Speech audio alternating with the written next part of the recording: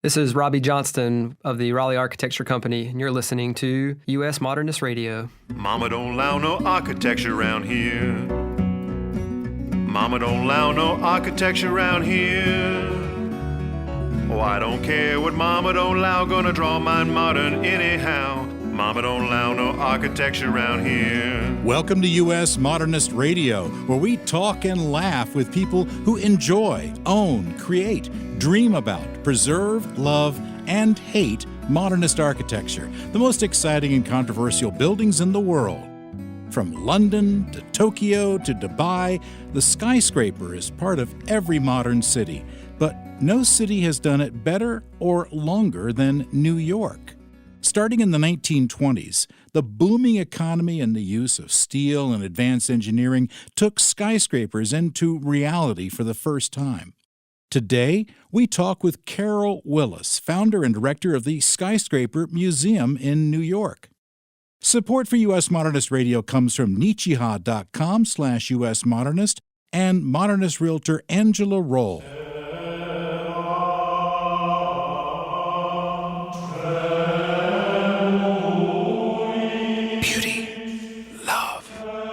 Durability, designed to last for years to come, bringing you peace and tranquility. You feel relaxed, knowing your house can easily achieve any exterior look and any color. Wood, concrete. Your house loves feeling this good, and you love feeling this good. Meetcha, Meetcha. Meetcha, Meetcha. Say it with me. Meetcha. Advanced engineering. Meetcha, Meetcha. Durability, textures, finishes, and colors. Visit Meetcha.com/US Modernist. Meetcha, Meetcha. Meetcha. That's N.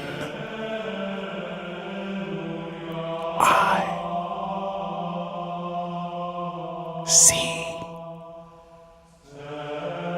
H I H. Wait for it. A look you'll love. Meetcha. Hi, folks. I'm George Smart. I get a lot of email from people who want to be part of our ongoing work to document every major modernist house in the U.S. So I'm happy to say we have an archivist, Carrie Cesarino, who is looking for volunteers. Consider this: if you're already spending your weekends driving around finding modernist houses, you are already the perfect volunteer. All you need is your car, a cell phone, and a laptop. Contact Carrie, that's Carie, at usmodernist.org, and tell her that George and Tom sent you. Hey, who wakes up one day and says, I want to create a museum? Carol Willis does. In 1996, she created and still runs the Skyscraper Museum in Manhattan, which explains the history, allure, and future of tall buildings, plus a new class of structures called supertall. Carol was a really terrible student at Boston University, graduating only with a magna cum laude and Phi Beta Kappa in art history. Lazily, she went on to study architectural history at Columbia, getting 2 masters, only 2, jeez. And then to top off her history of underachievement, she wrote the award-winning Form Follows Finance, Skyscrapers and Skylines in New York and Chicago. And then she started a museum and teaches in Columbia. I met this delightful slacker last year, and it's such a pleasure to have her on the show. Welcome, Carol. Well, George, I've been trying. I'm happy to be here, and I've been trying to make up for all of my laziness earlier in my life. Whoa. You really haven't applied yourself yet, have you? Yeah, well, no, I definitely am now. Working overtime now. Okay, so you're out from under the bus. Yeah. Mm-hmm. So, Carol, where did you see your first tower or skyscraper or just tall building, and how did that affect you? How did that pull you in? Well, I grew up in Cleveland, Ohio. I'm a Midwestern girl, but I'm a city girl because I love to go downtown. Of course, the Terminal Tower was downtown. That was Cleveland's tallest tower from the 1920s, and we had other skyscrapers too. But I'd love to be on the sidewalks of the city. I love to go shopping. When I went to high school, I had to take a public bus from the east side of Cleveland to the west side, where I went to Lakewood High School, and I went through downtown every single day. So I think that my love, maybe not of skyscrapers, but of cities, because skyscrapers are a creature of cities. They exist because of cities, not in every city, but the economy of cities, the drive, the competition, all of those things fuel the value of land, then the expression of that in tall buildings. What were some of the tall buildings in Cleveland at the time? Well, the Terminal Tower from the 20 was the key one. It was kind of classical in style, and then there were a whole range of buildings that were added for as workspace, office space in the central part of town. And just for reference, how tall is the Terminal Tower? Oh, geez, it's been a long time since I've been in Cleveland. I know, 30-some stories. I would have to double check. But I must say that I always knew that I was from New York City, even though I was from Cleveland. And when I went to college in Boston and then to Columbia to graduate school, I finally felt like I was coming home when I came to New York and I moved to New York. What's considered the first skyscraper? Was it in the U.S. or did some other country put it up first? Yeah, well, this is a contentious point about the adjective first.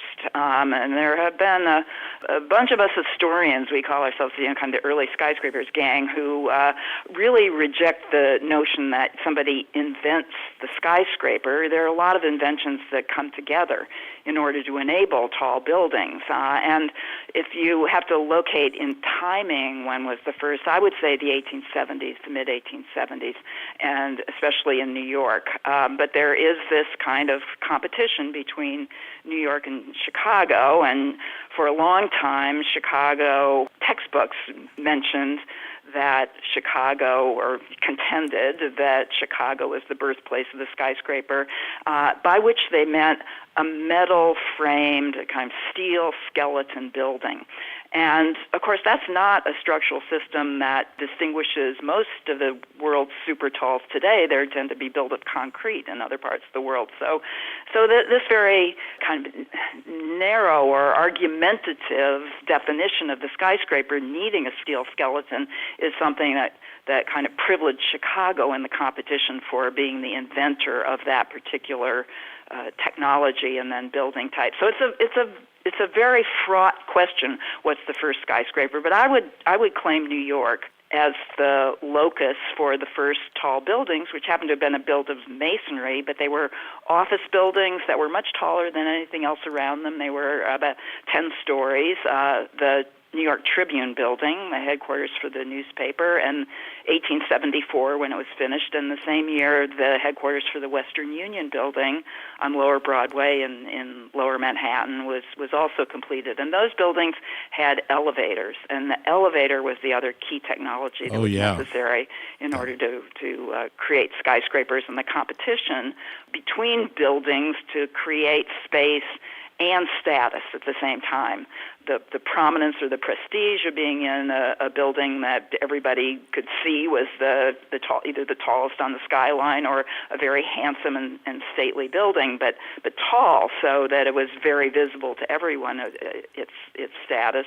That's part of the definition of the skyscraper, its verticality and its height. But the other thing is the economic rationale for it, which is to create the space for work, which is the sine qua non for skyscrapers. It's to create space to rent, because skyscrapers are profit-making propositions. They're buildings with a business plan. Carol, let me ask you about another tall building in another great city from about that same time that may not have fit those last couple of criteria, but the Eiffel Tower in Paris. That was around the same time, wasn't it? The late 1800s? Well, it was 1889, so after that, yeah. Would you call that a skyscraper? No, and actually there's not much argument about that. It's certainly a very tall building, but of course there's another definitional difference that people argue about. What's the difference between architecture, especially architecture with a capital A, and buildings, right? Buildings as structures. So the Eiffel Tower, most people who kind of referee this sort of definition would say is a building or a structure, and not a building with a usable interior, because it basically only has 3 platforms that it has people can restaurants. occupy. True, and that's on one of those platforms. But Council on Tall Buildings Urban Habitats, based in Chicago, and kind of leans Chicago in its preferences for definitions of first skyscrapers, but they do have a council and a committee that comes together and provides a definition and certain criteria that qualify certain buildings as skyscrapers. And they say, and I think it's a good definition, at least 50% of the building has to be occupiable space, and that would not that would leave out the Eiffel Tower. And it would leave out certain other monuments, too, I guess, like the Washington Monument in D.C. Sure, the Washington Monument, 555 feet tall, was the tallest building in the United States all through this time that we're talking about. Now, in 1870, you've got 10, 12, 15 stories. How does it start? You only have about 10 or 11 stories, about Okay. 1874. Those would be the tallest. And then how did it start to move higher? Well, it's in the 1890s in New York especially, in the 1880s in Chicago, but Chicago had the disadvantage of having imposed in 1893 a height limit on their buildings, and they moved it up and down a little bit, but it was only about 120 feet when they first imposed it. Why? Because there was too much competition. People were building too much office space. 1893 notably was also the Chicago Columbian Exposition, the World's Fair, right? And there was an enormous boom in Chicago. From the time of the founding of the city going forward, there was this setback of the Great Fire in 1871, and then in the 1870s rebuilding in Chicago, there was an enormous spurt in growth, but it wasn't until this advancing technology of metal cage construction that buildings began to get tall and economically tall at the same time. So in Chicago it's in the 1880s, but in New York in the 1890s, where there was no prohibition, there was against height. There was no low cap on height. Buildings began to rise to 200 and 300 feet tall in the 1890s. And there were technologies involved with that. Those were all steel skeleton buildings. They had better foundations. They needed better foundations in order to go that high and have the weight of the building above. Elevators were improved as well, because the very first elevators in the 1870s were powered by steam engines that were outside the buildings. Wow. So electrical traction elevators begin to come in and allow for more efficient height. So there are lots of different technologies that come together in order to be able to profitably and healthfully and safely use the space of the sky in tall buildings. And when there was the economic boom of the 1920s, did the buildings get higher as well? They did. They got especially tall in the second decade, the first and second decades of the 20th century, when you had in New York, where there was no regulation of height or any other kind of regulation like zoning that you got for that in that period of the 1920s. In 1907 and finished in 8, you had the Singer Building. That was the world's tallest building at it was 612 feet tall. Then quickly in succession in 1909, you had the Metropolitan Life Tower, and that was 700 feet tall. That was a little bit uptown on Madison Square. I'm looking at the building right now out of my window of my apartment, and it's got the great tower with the clock on it. It has a cupola that illuminates on the hour and on the quarter of hour in order to tell the time. It was a masonry-clad building, but it was a real symbol of modernity in that sense, of the skyscraper being a symbol of the modern age. And then in 1913, you had surpassing that at 792 feet, the Woolworth Building, which was the world's tallest building until the 1920s, until the boom of the Chrysler Building and the Empire State Building. And it was called the Cathedral of Commerce because it was created in a kind of neo-Gothic style that really emphasized verticality. It had buttresses and a green spire roof that looked like the top of a cathedral.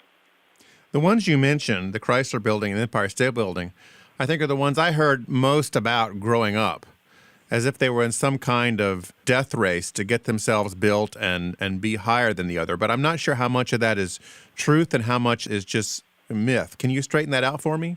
Well, those are stories, the race into the skies that have been told many, many times, especially on TV documentaries. And it makes for compelling narratives. But, in my studies of the skyscraper, and you mentioned my book, Form Follows Finance, which, obviously from its title emphasizes the economics drivers of these buildings and how buildings take shape according to certain parameters and a kind of business plan. Cass Gilbert, the architect of the Woolworth Building, said his definition of a skyscraper is my favorite. He said a skyscraper is a machine that makes the land pay. And skyscrapers need to be efficient and economical. They need to create space of office space to rent that I was talking about before.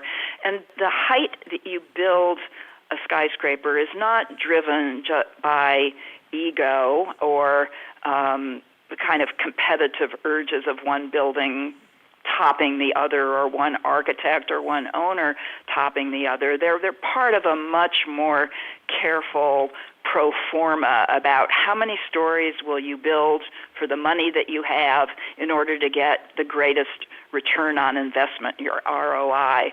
And so there's something called the economic height of the skyscraper, which is actually a kind of formula that was well known in the industry of real estate that would say, how many stories should I build if my piece of land is this big and if zoning allows me to shape the building in this way, and elevators are necessary to service the highest floors?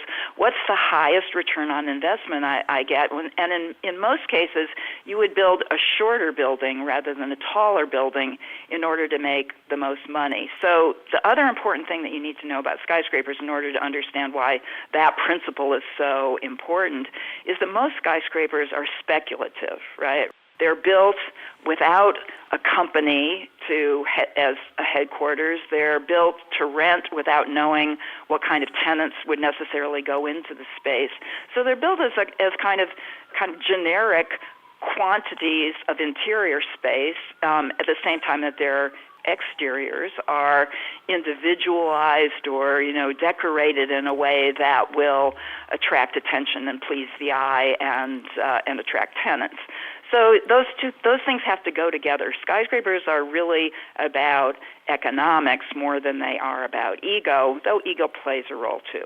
This formula you were just talking about, it sounds like there is a point beyond which it's less of a return on your investment the more floors you add on. There's like a happy point, and then if you were to add 10 more floors after that, you would be lose money. Yeah.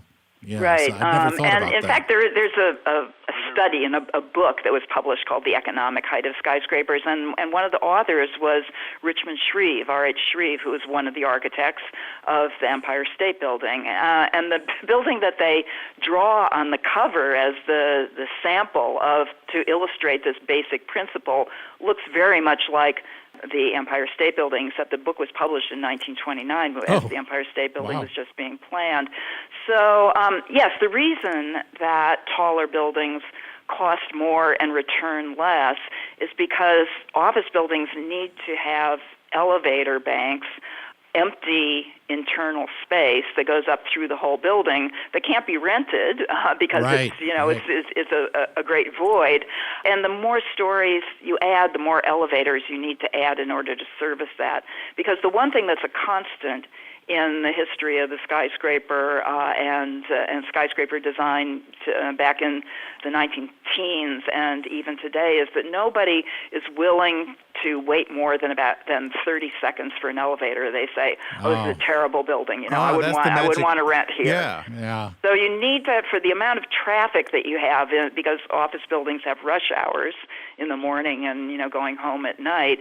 The elevator engineers need to design the buildings for the peak capacity time. So they have to use a lot of empty, voided space for their elevator banks, and that takes away from the rentability and the profitability of the building. Are there any skyscrapers that have been built too tall, so to speak, that are white elephants? Yeah, the Woolworth Building didn't have a very good reputation for its elevators being very efficient at the time. And the Woolworth Building, even though it was a very effective advertisement for S.W. Woolworth, Frank W. Woolworth, and the dime 5 and 10 cent store magnate who became a millionaire as his stores expanded, not just across the U.S., but even around the world.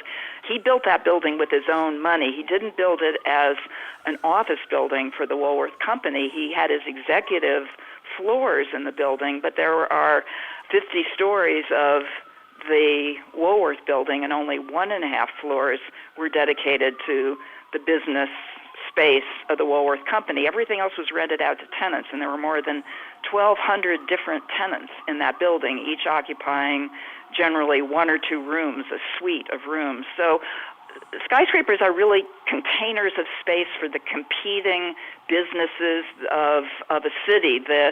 They allow proximity of businesses so that they can profit from being together, and they can compete with each other, or they can complement each other for their needs for business, needs for customers.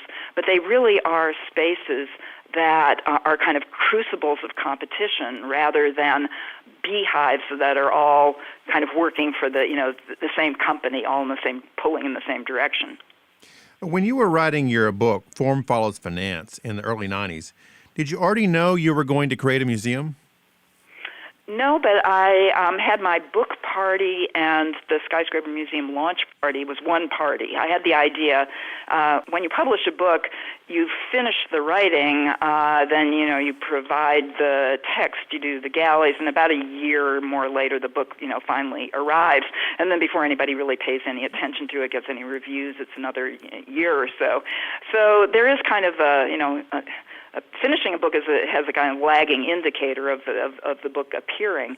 And in that time, when I was teaching, at Columbia Urban Studies, I had the idea for the Skyscraper Museum. It wasn't in the morning when I woke up, but it was sometime later in the evening where I said, well, New York should have a skyscraper museum, and this approach to thinking about the kinds of materials that I pulled together for the research for the exhibition, which again kind of mentioned economics and building regulation and how buildings get shaped. I thought that was the better way to explain skyscrapers than storytelling.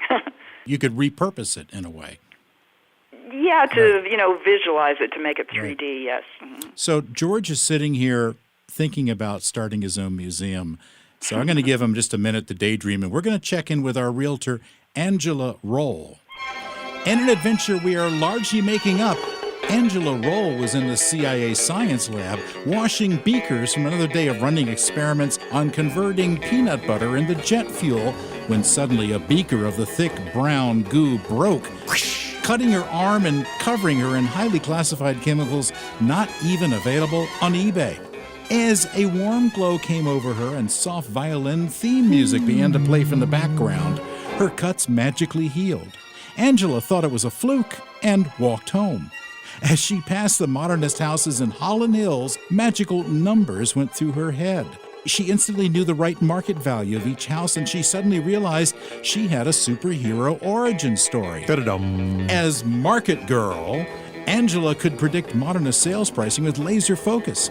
Although ridiculed by other superheroes who could fly or be invisible or get racist uncles to shut up, Angela put her powers to work closing sale after sale after sale. She'd already graduated from architecture school, which is a real thing, and instead of going over to the dark side, the home of French colonials, she now advises modernist buyers and sellers and teaches them how to win on The Price is Right. Angela Roll is your special agent. Reach her at angelaroll.com. That's ROEHL. or at 919-995-0550. We're back. Carol, I have to ask, do you live in a skyscraper? Well, I live on the 30th floor of an apartment building that's about 31 floors, so it's, I guess, in the eye of the beholder. I have a nice elevated view of New York skyline with the Empire State Building and a whole range of other towers. So I would say I would live in a high-rise, but I enjoy the skyscraper views out my window. That's amazing. That sounds great. I would think 30 floors counts in that category. Well, in Raleigh, yeah. Some people very arbitrarily these days use 40 stories as a break point. But, of course, 40 stories can be counted in a lot of different ways, and even the emphasis on height is, on vertical height alone, I think, is too narrow a definition of skyscraper. So I'm not into number standards for those kinds of definitions. And do you subscribe to that European nonsense where the first floor is actually the first one up from the ground floor? Or is it the first floor when we walk in off the street? Well, I think I would go with the American, and the ground floor counts as one. There you go. So through the 20s and 30s, which was the taller building, Chrysler or Empire State Building? Oh, Empire State Building for sure. Chrysler is to the top of its vertex spire, so the little needle that comes out of the wonderful scalloped helmet of the building was 1,046 feet. And the platform of the Empire State Building on which you walk, the top floor for the observation deck today, is 1,050 feet. So already there, a flat-topped building, the Empire State, would have surpassed the Chrysler Building. And furthermore, always quick to add that the Chrysler Building has only half the amount of floor space, less than half the amount of the Empire State Building. So Empire State is twice as big as the Chrysler Building in terms of its floor area, which is what really matters to the owners of buildings. But in height, it's 250 feet taller, because to the top of the mooring mast, today there's another antenna that adds on to that, but the top of the 1931 building was 1,250 feet.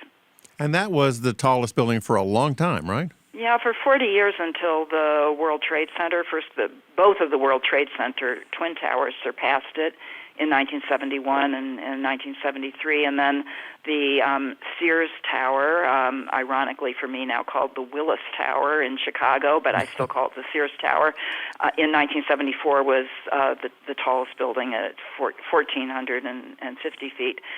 So the World Trade Center in New York were the two tallest buildings in the world, and both surpassed the Empire State Building, and both of them, or each of them, let's say, was twice the size of the Empire State Building. They had 4.5 million square feet at They were massive. each, so they were true giants.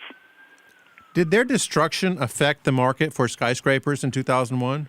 Yes, of course. I'm not sure exactly what market for skyscrapers in, but that was a historical marker that really, there are not many clean breaks in history. We tend to talk about centuries or the fin de siècle, or as if just the dates changing was something meaningful, but truly meaningful far beyond New York, but especially in New York, was September 11th, 2001. And that really marks the difference in so many ways of the city, but the history of the skyscraper changes then.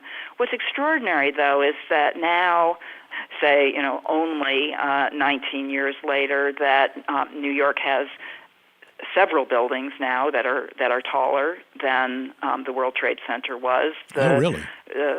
Ground Zero has been largely rebuilt. Yes, well, Twin Towers were the tallest was 1,368 feet tall, and now surpassing that for 1,400 feet is One Vanderbilt, is a new modern tower, a glass office building, glass and terracotta actually office building right in that concentrated area around Grand Central as part of a new rezoning. So there's a new kind of birth or incentivized interest in new construction around that historic core that's a hub for transportation. And One Vanderbilt is only the first of those, but the alas, wonderful modernist 1968 tower, headquarters of Union Carbide by Skidmore, Owings & Merrill, is being demolished by its owner, current owner, J.P. Morgan Chase, and a new and taller building is being constructed on the site. So a greener building and other things that will change the basic sustainability of the new building, but that will be taller than 1,400 feet as well, and there are a couple other on the board. You did an exhibition 11 years ago, Carol, called New York 2021. What did that predict, and what parts of it came true and what didn't? Yeah. In 2011, we did an exhibition called Supertall, and we're just about to mount the reprise of that, which is called Supertall 2020. So I think that's the title that projected the future, and that's a show that we'll have up this spring. There were other shows that we have looked at that perhaps you're thinking of and people can see on our website because all of our past exhibitions are archived on our website in both images and text.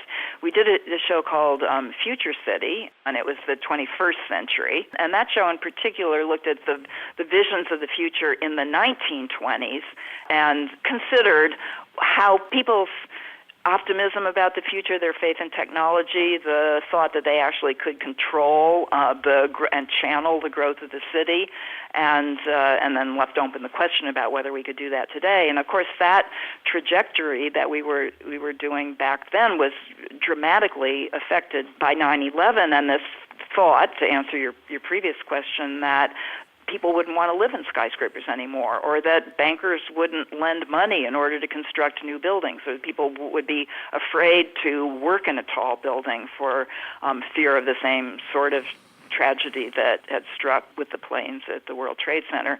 So now, less than 2 decades later, New York is building a skyline that exceeds, at least in height, the World Trade Center, and it's building it in a kind of polycentric way with the towers of Hudson Yards popping up on the west side. So it's pretty amazing to me that in the span of a couple of decades, even with the incredible trauma of 9/11 and the setback to the economy and the psychological trauma about living and working in skyscrapers, that New York is once again rising with this incredible surge of verticality.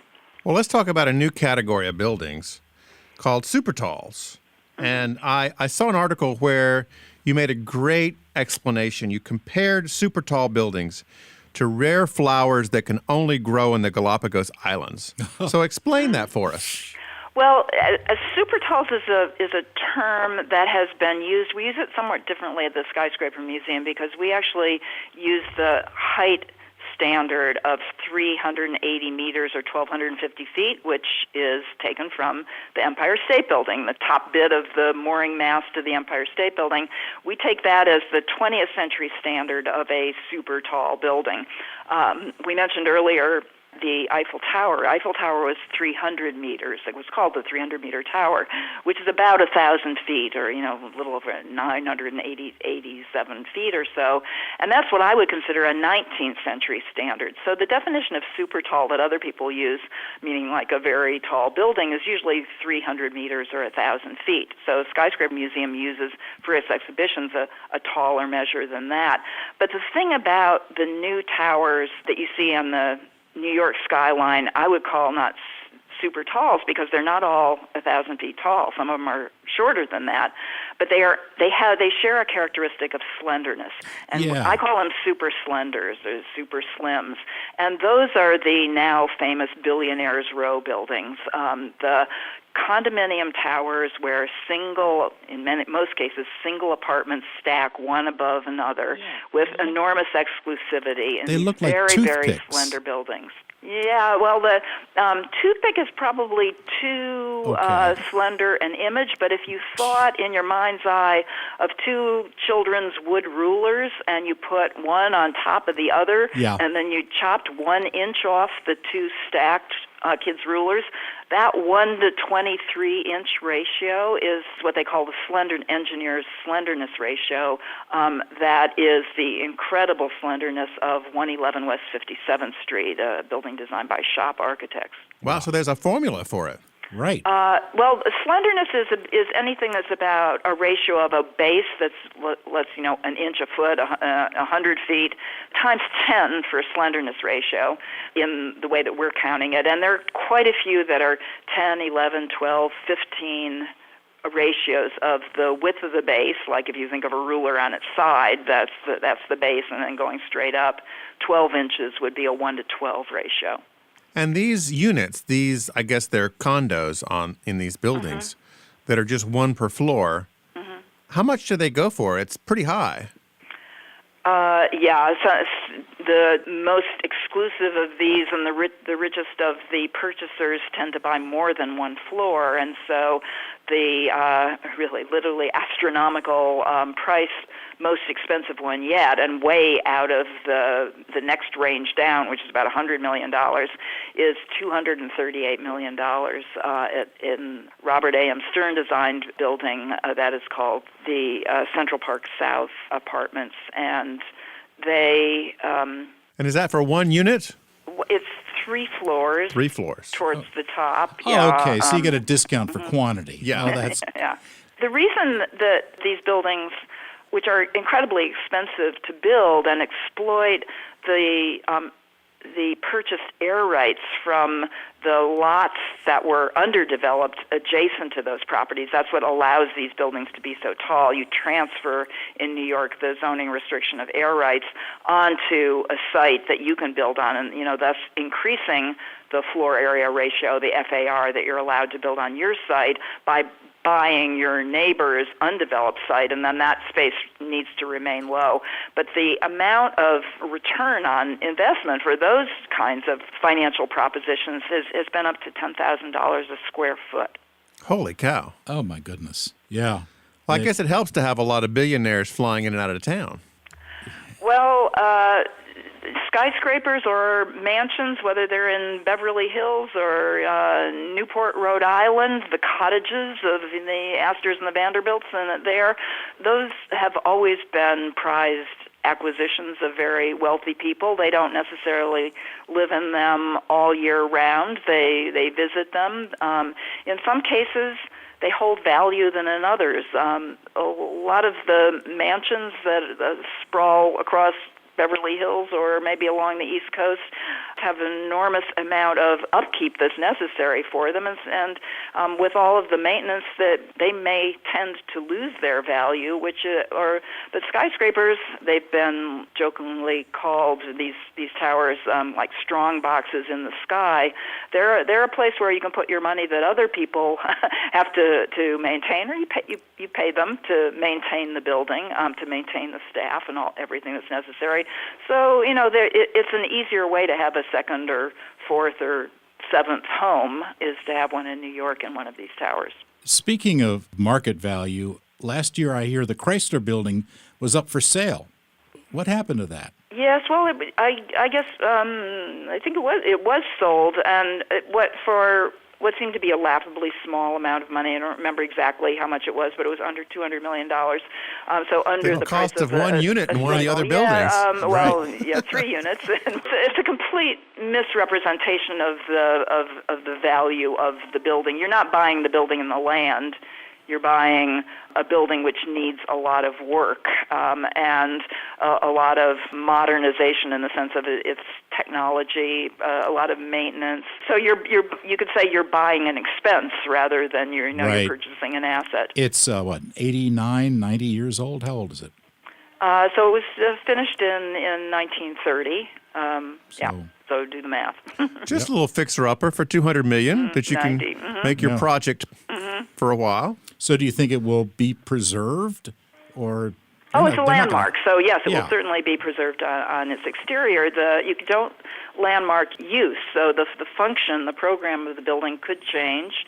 There was some talk about hotels, and then there's other kinds of ideas that I think the hotel one didn't seem to pencil out, but who knows, somebody might have a more inventive way of doing that. But the building certainly as recognizable in the skyline of New York or from the sidewalks of 42nd Street will still be the Chrysler Building, even if, God forbid, it got another name somewhere along the way. Well, let's talk about the Skyscraper Museum. I think this is fascinating that you started a museum. I don't get to meet many people who actually created one of these. How did you go about doing it? Well, I had just finished writing my book, Form Follows Finance, which has a very important second chapter about the economics of speculative construction, and so basically real estate. And looking at real estate history of New York made me understand things that most people understand when they're reading the newspaper in a given moment, but maybe don't understand it historically as a series of cycles that affect the growth of the city. But in 1995-96, we were at the bottom of the trough of one of these cycles, and especially in lower Manhattan, there was extraordinarily high vacancy rate, both for retail space and in the towers, the office space above in tall buildings or in any buildings. It was 30% or more.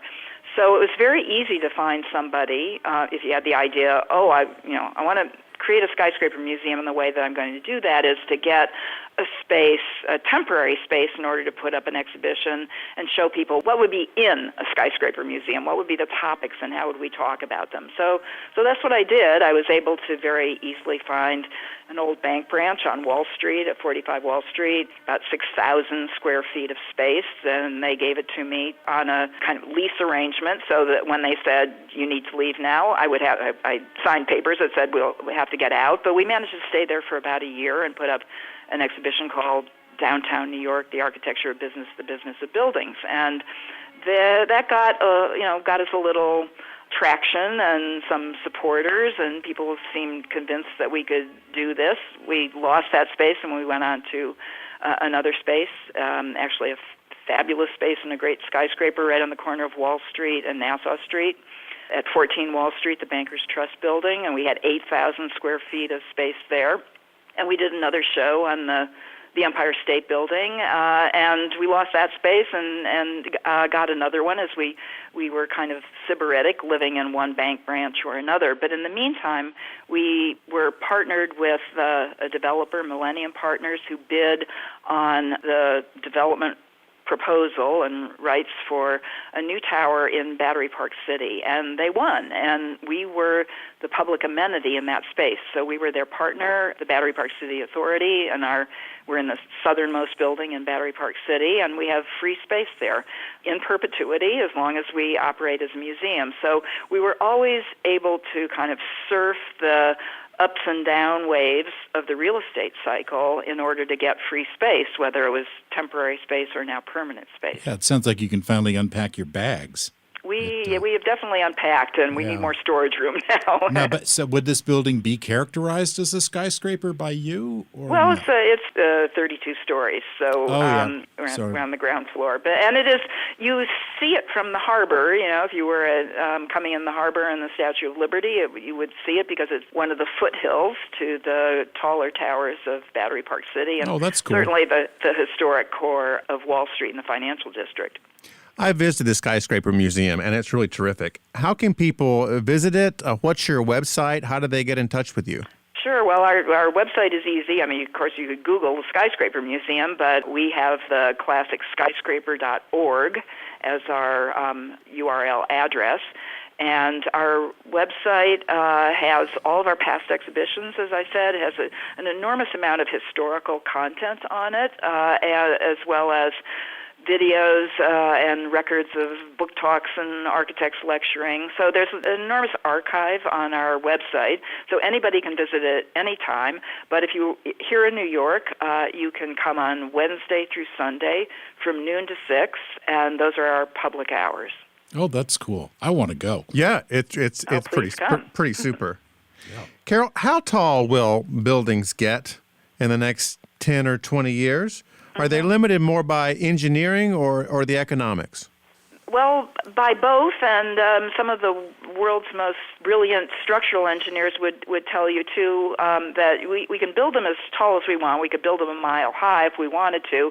The main thing is the elevatoring, how to get people up, economically one thing, but also speedily, but not at too great a speed, because the pressure in your inner ear that you feel on ascent, but also on descent, is the thing that is the human physiology that limits the height. Of course, you can pressurize a building, you could adapt for all of those things, but once you're getting to above 130, 60 stories, most of the designs, like the Burj Khalifa, that's now has been since 2010, completed and open in Dubai, and another one in the Middle East that's under construction in Jeddah, it was first called Kingdom Tower. I think now they call it Jeddah Tower.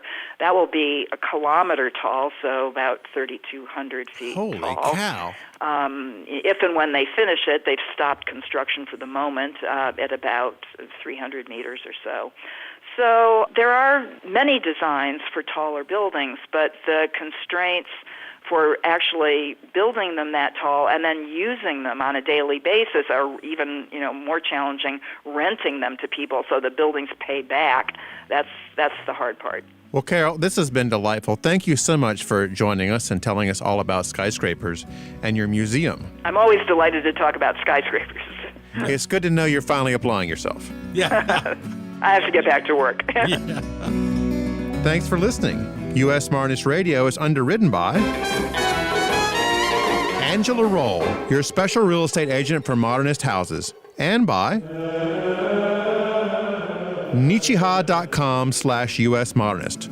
Mr. Guile, let's close the show.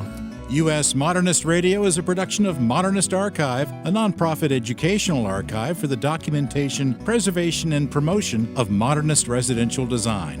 The show is recorded at Soundtracks Recording Studios in Raleigh, North Carolina. Our theme song is performed by George Smart and Robinson Earl. Guest research is completed by C.S., not her real initials, an enigma to some, feared by others.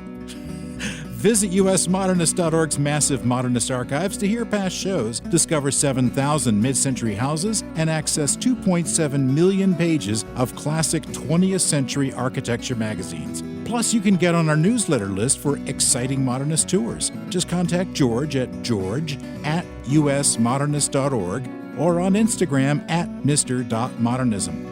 I'm Tom Guile, George, and I'll be back soon with another tall, towering, ear-popping, steel and glass edition of U.S. Modernist Radio. Going up.